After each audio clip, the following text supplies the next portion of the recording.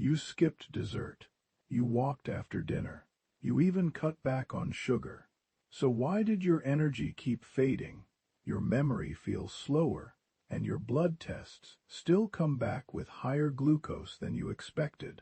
That disconnect hurts, because it makes you wonder if you're simply doing something wrong. But here's the part nobody talks about. Your body may have been following a survival program that quietly pushed sugar into places it was never meant to stay. And while you were blaming yourself, something far smaller was stealing years from your brain and your heart. Most people think high blood sugar is only dangerous once diabetes appears. That's the myth. The real damage often starts years earlier, long before a diagnosis, long before obvious symptoms, long before anyone tells you to worry. Stay with me, because this changes everything. Imagine waking up every morning feeling just a little more tired than the year before. You forget names that once came instantly. Walking upstairs feels strangely harder. You tell yourself it's age, stress, a busy life. Your body tells a different story. It wasn't a lack of discipline. Your body was responding exactly as it was designed to. Here's the critical thing to understand. Your bloodstream is like a highway delivering fuel to every cell. Glucose is one of the most important fuels your body uses. In the right amount, it's life itself. But imagine hundreds of delivery trucks arriving at a tiny neighborhood that only has room for a few. Traffic builds. Packages pile up. Roads become damaged. That's what happens when glucose stays elevated too often. The problem isn't one sugary meal. It's constant exposure. Hour after hour, day after day. Your cells become overwhelmed. And here's where it gets counterintuitive. Your pancreas releases insulin, a hormone that acts like a key. It unlocks the doors of your cells so glucose can enter. At first, everything works beautifully. Then something changes. The cells begin hearing insulin's signal so often that they slowly stop responding. Not completely, just enough. Think about living beside a busy train track. The first train startles you. Months later, you barely notice it. Your cells react the same way. Scientists call this insulin resistance. Your body calls it survival. So your pancreas sends even more insulin, trying harder, knocking louder. But here's what they didn't expect. Higher insulin doesn't solve the traffic jam.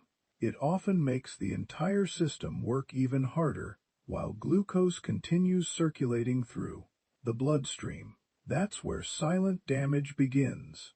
Researchers at Harvard and many other institutions have spent years studying why elevated glucose slowly changes tissues that were never designed for constant sugar exposure.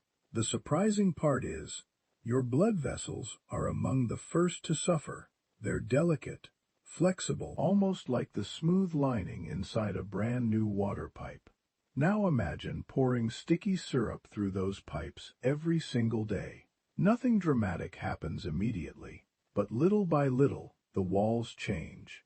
They become irritated, less flexible, harder to repair, and your heart depends on those vessels every second of your life. Here's what changes everything. Your brain depends on them too. Despite making up only a small percentage of your body weight, your brain consumes enormous amounts of energy every day. It needs an incredibly stable fuel supply. Even small disruptions matter. Here's where one tiny pathway enters the story. AMPK. Think of AMPK as your cell's emergency energy manager. When energy runs low, AMPK tells cells to repair, recycle, and become more efficient. It's one of the body's smartest survival systems. Researchers, including work from institutions like the Salk Institute, have shown how this pathway helps coordinate cellular maintenance under healthy conditions. But what happens when glucose remains chronically high? That's where everything changes.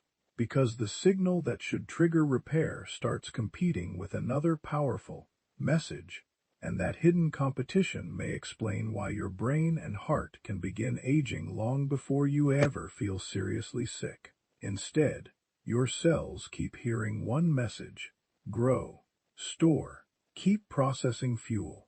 And here's the part nobody talks about. One molecule quietly amplifies that message. mTOR. Think of mTOR as the construction manager inside a busy city. When food is available, especially when insulin stays elevated, mTOR tells workers to keep building. Building is essential. Without it, you couldn't heal or maintain muscle. The problem is timing. Imagine a construction crew that never goes home. Road repairs never happen because new buildings keep going up. Broken equipment never gets replaced because everyone is too busy expanding. Your cells face the same problem. When blood sugar stays high day after day, insulin remains elevated more often. That persistent signal keeps mTOR active for longer than it should be. Growth continues, but maintenance falls behind. And this is where it gets dark. Your brain depends on clean communication between billions of neurons. Your heart depends on flexible blood vessels and healthy energy-producing mitochondria.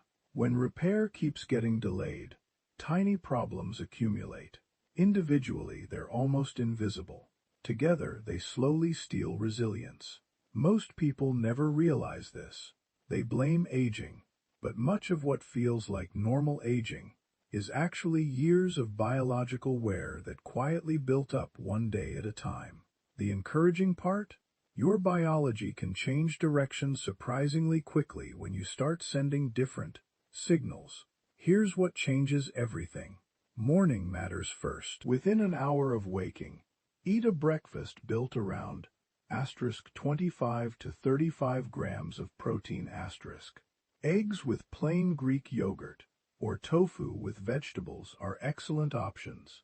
Protein slows the rise in blood sugar and reduces the amount of insulin your body needs.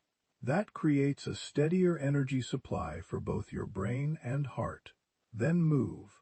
A brisk 20 to 30 minute walk after breakfast activates your muscles, allowing them to pull glucose from the bloodstream more efficiently.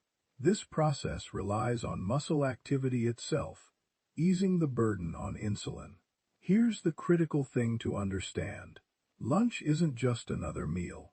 Fill half your plate with non-starchy vegetables. Add lean protein like fish, chicken, beans, or lentils. Finish with a moderate serving of high-fiber carbohydrates, such as quinoa or oats. Why? Fiber slows glucose absorption.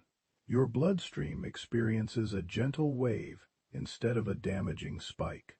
Stay with me. This is the part that matters. If you snack, choose foods that combine protein and healthy fats. A handful of almonds with an apple or cottage cheese with berries helps stabilize blood sugar between meals, preventing repeated insulin surges. Evening is where many people unknowingly undo their progress. Finish dinner at least 3 hours before bedtime, whenever possible. Late-night eating keeps glucose and insulin elevated while your body should be shifting toward repair. Protect your sleep. Dim bright screens during the final hour before bed, and aim for 7 to 9 hours fast 5. Consistent sleep. Better sleep lowers cortisol, another hormone that can increase blood sugar when it stays chronically elevated. Clean first, rebuild second, repeat. That's how your cells were designed to work. None of these habits is powerful because it's perfect. They're powerful because they stack. Every balanced meal supports the next one. Every walk improves tomorrow's response.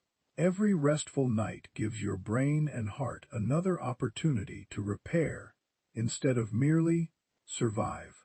Your body wasn't asking for impossible discipline. It was asking for the right biological signals. And once you understand those signals, your health stops feeling like a battle and starts feeling like a partnership. But one silent threat still remains. Even people with normal blood sugar often miss it completely. and it can keep damaging cells without obvious warning. In the next episode, you'll discover the hidden molecule that quietly accelerates aging even when your glucose looks under control, and why scientists believe controlling it may be one of the biggest keys to living longer.